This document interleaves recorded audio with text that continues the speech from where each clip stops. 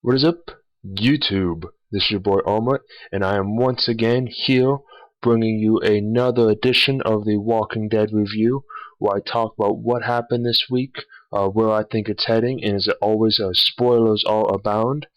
So this week's episode was called "Sorrowful Life," and I kind of want to open up this review and discussion by admitting I'm really kind of confused as to like the whole first half of this episode. And I'll be honest with you. I mean, I get it. I get the overarching theme of this week's episode was essentially it was second chances. It was forgiveness. It was that even though you've done something wrong, it's never too late to change your life around and be somebody better. And Carle came right out and said it. And to Merle, because Merle spends the whole first quarter of the episode looking for either drugs or alcohol, and I don't know, it just seems so in your face, because when we left him last week, you remember that the question was, does Rick give up Michonne to the governor? And we all know that he wasn't going to do it. He's too nice of a guy, too good of a guy. So of course they open up this episode in which Rick is telling Daryl now what's being offered and telling him I'm going to give up. And of course he wants to bring in more because he thinks more is always good to have on his side, especially when you go out and you could potentially have to fight somebody. And of course, Moore looks at Rick, and he pretty much challenges him. He says, "You know what?" He's like, "You're not gonna do it. You know you're not gonna do it. I know you're not gonna do it. You're too nice of a guy, you know. So don't kid yourself into thinking that's gonna happen." And then, of course, when Daryl goes to talk to Moore to try and get Moore back on their side by saying, "Hey, we can't do this alone anymore. We need people." And almost saying, "Hey, I love it here. Please just try and get with the program."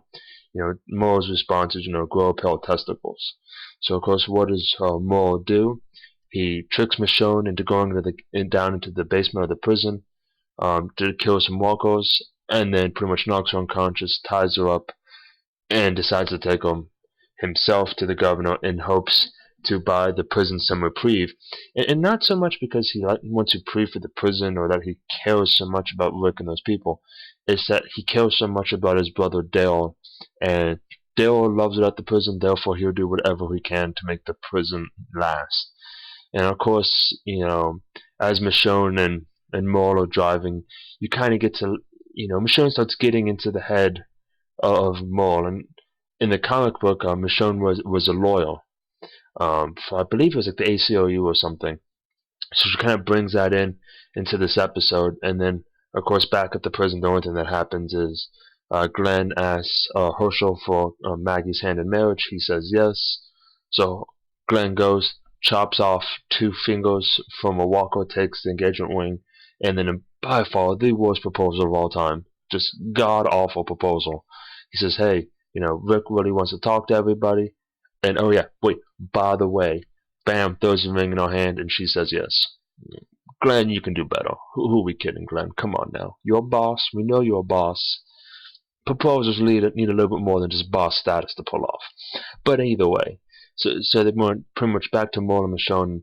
Of course, they get a car, they get attacked by walkers, yada yada yada. They're driving, and then Merle finally has this epiphany, this light awakening moment that says, "You know what, Michonne, just get out of here. Go back to the prison. Go back to everybody. Here's your sword. I've got to run an errand. I got to take care of something." So of course Michonne leaves. She really doesn't care much about Merle. She just wants to go back home. And of course Daryl is following them this whole time because Daryl needs to get his brother back. And you just get this feeling that Merle's gone at this point. But the question is, how does it happen? So Merle gathers a whole bunch of walkers and leads them up to the grain house where they're supposed to turn over Michonne. And then finally, this is where the episode gets good and gets to kind of like the pace starts picking up. But at this point, you're like 3/4 of the way through the episode, so the pacing probably could use a little bit of work. But Merle hides into one of the house, like in one of like the little shacks. He unleashes, and the walkers come after him, and all the people that were waiting in the background to come and attack him. then start shooting the walkers to kill them. Then at which point Merle hides in the shadows and starts picking off the people attacking him one at a time under the guise and the noise cancellation of them following, until essentially a walker attacks him, and then firing off the walker, he falls out the back of the building and he kills the walker, only to be attacked by the people from Woodbury, and then the governor picks him up and says he's mine. Brings him inside, a tussle ensues between the two, and then absolutely disgusting, the governor actually bites off 2 of the fingers from Merle. Keep in mind, Merle's only got 1 hand, and now the governor has bitten off 2 fingers. The dude's got 3 fingers left. Started the show with 10, he now has 3. And after a tussle back and forth, Merle says, I ain't gonna beg, and the governor says, I know. Boom! 1 shot, right to the chest, cut to commercial. You come back from commercial at this point, Merle's dead, and Daryl's hunting him. Daryl's going to kind of catch up to him, and they cut back to the prison, and at that point they have this big meeting in which Rick says, that night after the farm, I was wrong. I'm not going to be a governor. I'm not going to be a dictator. Everybody has a vote. The deal on the table was we give them Michonne, they give us our piece. He says, I can't do that. That's not who I am. Going forward, we're going to vote on every single thing. We're going to vote on whether or not we stay here and leave.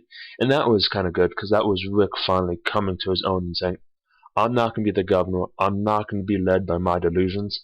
I'm going to be a man. I'm going to take my son's advice, and I'm going to throw off the shackles of dictator. I'm going to throw off the shackles of feeling guilty for the death of everybody. And everybody's going to make decisions, and as a team we're going to make decisions, and as a team we're going to survive, and as a team we're going to get stronger, and I'm no longer going to be one carrying all the burden. And then they cut back to the grain factory, and Daryl is finally caught back up because he's an expert tracker, and he's looking at all the dead people, and then boom, they're focusing on this one walker eating a dead corpse, and then he looks up, and there's Merle. And your heart just breaks, because the look on Daryl's face is, he starts crying like a little kid, and of course Merle comes up and starts trying to attack him, and Daryl pushes him off once, and then twice, and then 3 times, which made me almost kind of curious. And I know this is off topic, but if you get stabbed by zombie hand knife, do you also turn into a walker? I don't know, but anyway, back to the point. So he's fighting him back, and then finally, Daryl takes him down by getting him in the throat, and then repeatedly stabs him over and over and over again in the face.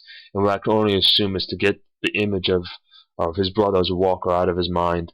And then the episode ends with him on the floor just crying his eyes out because he just had to kill his brother. And I gotta say, for as an episode as a whole, the first 3 quarters I thought were probably could have been condensed in half.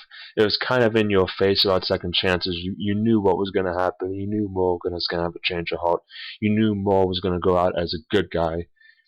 And then the last quarter was really great. It was action packed. I thought it was a great send off for Merle. He went out as a hero. He went out fighting.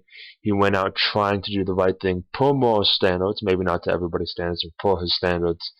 And unfortunately, I think Daryl was the one who truly had to pay once again for his brother's transgressions, and his brother being just who he was by having to be the person to go and to take him out in probably one of the hardest scenes in all of the seasons so far. You kind of thought it was hard when Carle had to kill his mom, or when they had to kill Shane. But this scene in particular, because Daryl has spent so much time trying to bring his brother back, show everybody that he's a good guy, trying to get him to convert. And he did convert. Only problem was he converted too late, nobody could saw it, and then he was forced to kill him. And it was just really rough. But not one of the strongest episodes. But next week is the season finale. So I'm super psyched about that. It looks like the assault on the prison's finally going to happen. But the question is, when the assault finally happens, are they actually going to be there, or are they going to be gone? Because they still have this road ahead of them on whether or not they're going to stay. But as always, let me know in the comments below what you thought about this episode, and have a good one.